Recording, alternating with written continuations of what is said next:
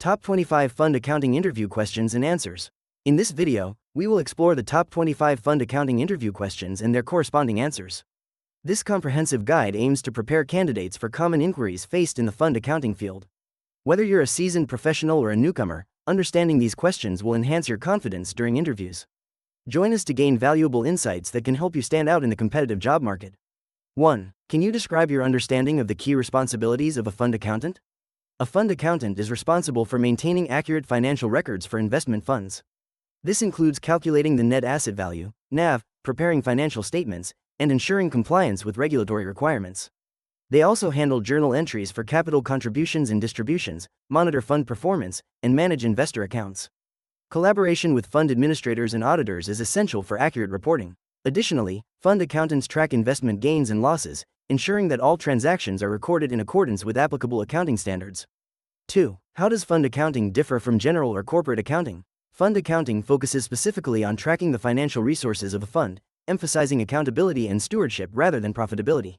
Unlike general or corporate accounting, which aims to report on a company's overall financial performance, fund accounting prioritizes the tracking of specific resources and their utilization according to donor or investor restrictions. This approach ensures compliance with regulatory requirements and provides transparency to stakeholders, particularly in nonprofit and investment contexts where fund allocation and usage are critical. 3. What types of funds have you worked with? Mutual, hedge, private equity, etc. In my experience, I have worked with a variety of fund types, including mutual funds, hedge funds, and private equity funds. Each type has unique characteristics and accounting requirements. For mutual funds, I focused on daily NAV calculations and investor transactions. Hedge funds involved more complex strategies, requiring me to account for derivatives and leverage. In private equity, I was involved in tracking capital calls, distributions, and the valuation of portfolio companies. This diverse exposure has equipped me with a comprehensive understanding of the different operational and regulatory challenges each fund type presents. 4. What do you know about this company and its primary fund products? This company specializes in offering a diverse range of fund products, including mutual funds, hedge funds, and private equity funds. Each product is designed to meet different investor needs, ranging from capital appreciation to income generation. The firm's investment strategies focus on rigorous research and risk management, ensuring that fund performance aligns with investor expectations. Additionally, the company emphasizes transparency and compliance with regulatory standards, which enhances investor trust and fosters long-term relationships.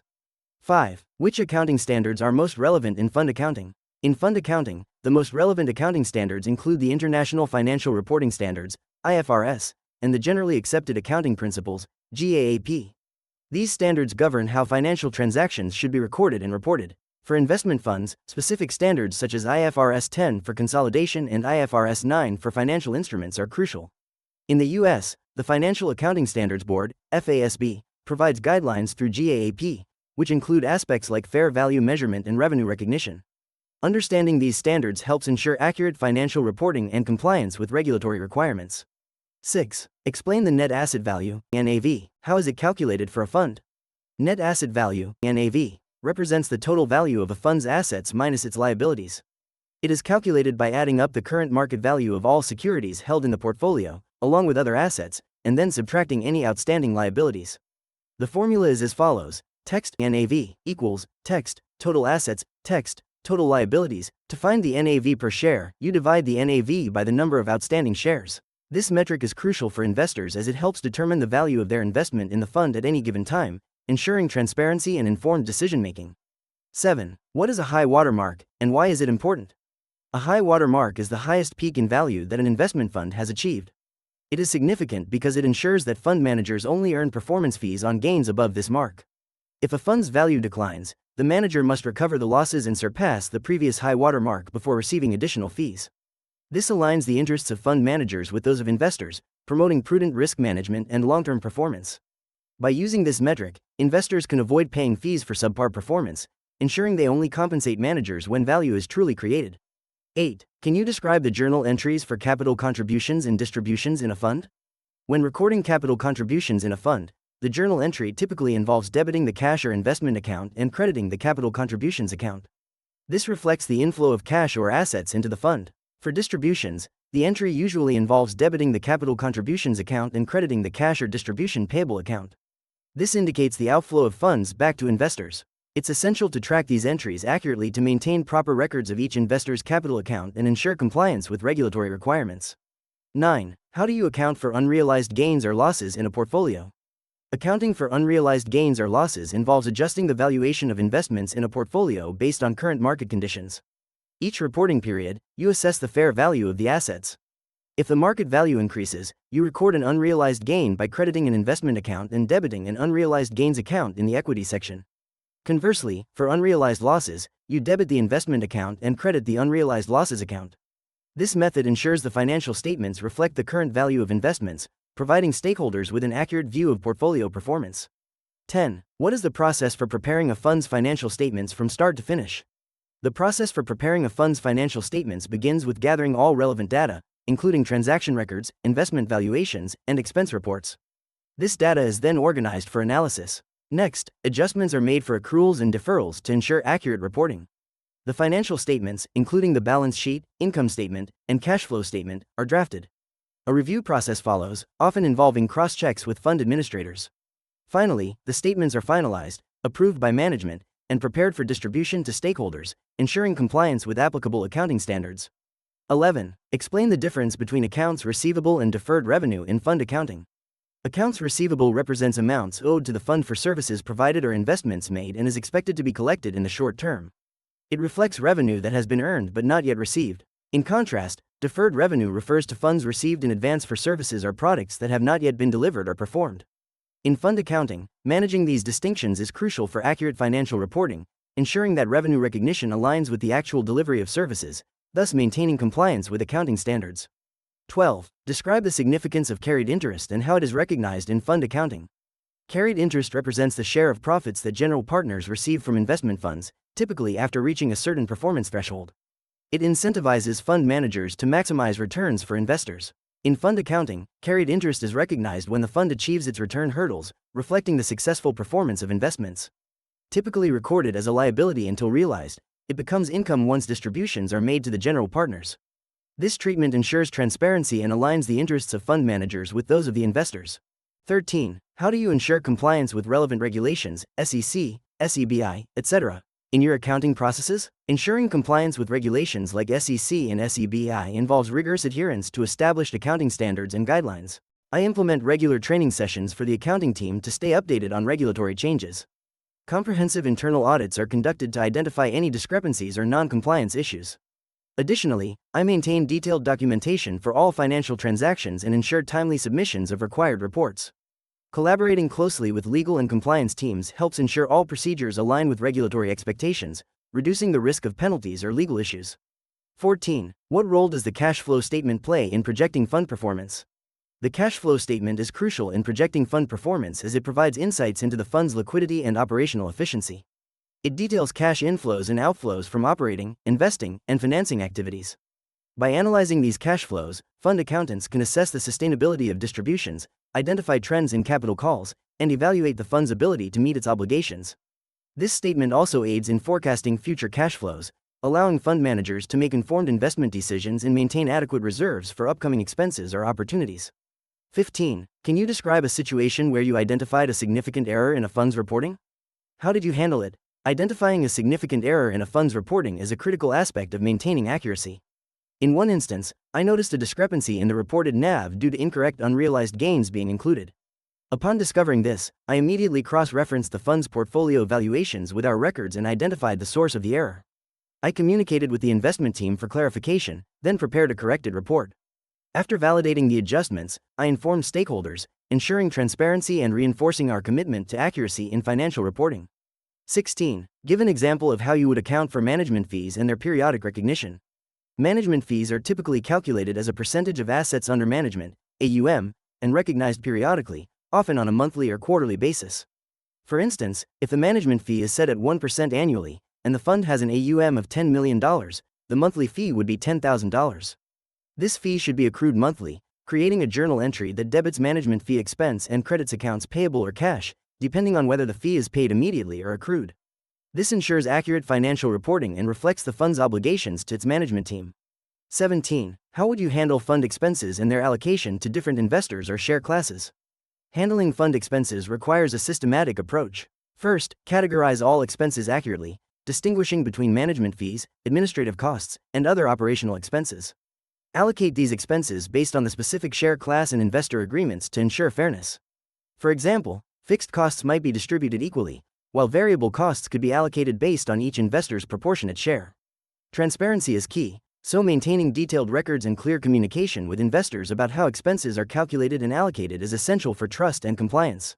18. Describe your experience working through a fund audit and how you prepared for it. When preparing for a fund audit, I focused on organization and thorough documentation. I ensured that all financial records were accurate and up to date, including reconciliations for all accounts.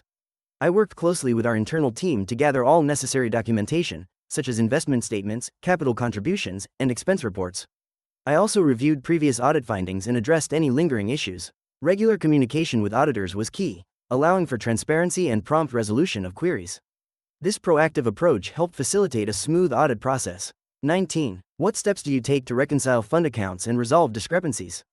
To reconcile fund accounts, I start by gathering all relevant financial data, including transaction records, bank statements, and reports from custodians.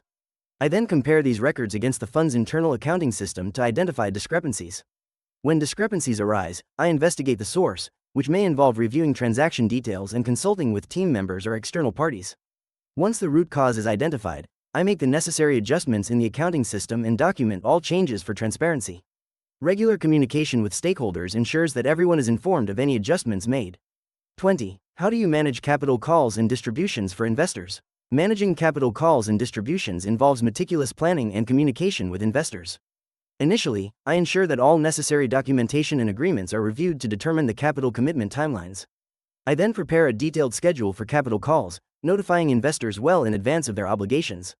For distributions, I calculate the amounts based on each investor's share in the fund's performance, ensuring compliance with the fund's distribution policy. Clear communication about timing and amounts is essential, fostering transparency and trust between the fund and its investors. Regular updates help keep all parties informed throughout the process. 21. What steps would you take to track investor capital accounts and report on them periodically? To track investor capital accounts, I would implement a systematic approach that includes regular updates and reconciliations. First, I would establish a robust accounting system to record all capital contributions, distributions, and allocations accurately. Next, I would create detailed reports for each investor, highlighting their capital balance, contributions, and any gains or losses. Periodic reviews would be scheduled, ensuring timely updates and adjustments as necessary. I would also communicate with investors regularly, providing them with clear reports that enhance transparency and trust in the fund's management. 22. What is your approach to handling multi-currency or multi-jurisdictional accounting for global funds? Handling multi-currency and multi-jurisdictional accounting requires a meticulous approach to ensure accuracy and compliance. I utilize accounting software that supports multiple currencies, allowing for real-time conversion based on exchange rates. Maintaining a robust system for tracking foreign currency gains and losses is vital. I also ensure compliance with local tax regulations by staying updated on jurisdiction-specific requirements. Regular communication with local auditors and tax advisors helps in navigating complexities, as well as providing accurate financial reporting that meets both local and international standards. 23. Explain the role of a fund administrator and how you interact with them as a fund accountant. A fund administrator plays a crucial role in the operational framework of a fund by managing various administrative tasks such as calculating net asset values, NAV, maintaining investor records, and ensuring compliance with regulatory requirements. As a fund accountant, I collaborate closely with the administrator to ensure accurate reporting. This includes providing necessary financial data, reviewing NAV calculations for accuracy, and addressing any discrepancies that arise. Clear communication is vital in this partnership to streamline processes and uphold the integrity of financial reporting. 24. Provide the NAV calculation for opening NAV equals 1,000, contributions equals 400, distributions equals 100, unrealized loss equals 50, carried interest equals 25.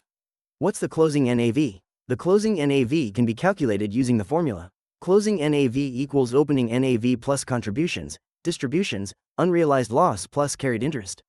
Plugging in the values. Closing NAV equals 1,000 plus 400 150 plus 25 equals 1275. Thus, the closing NAV for the fund is 1275. This calculation reflects the net value after accounting for contributions, distributions, unrealized losses, and carried interest, providing a clear picture of the fund's current valuation. 25. How do you handle the accounting and reporting of investments in portfolio companies within a private equity fund? In accounting for investments in portfolio companies, I ensure accurate valuation and reporting in line with applicable accounting standards such as IFRS or GAAP. Each investment is monitored for changes in fair value, and adjustments are made for any impairment. Regular updates are provided to stakeholders through detailed reports outlining performance metrics and valuations.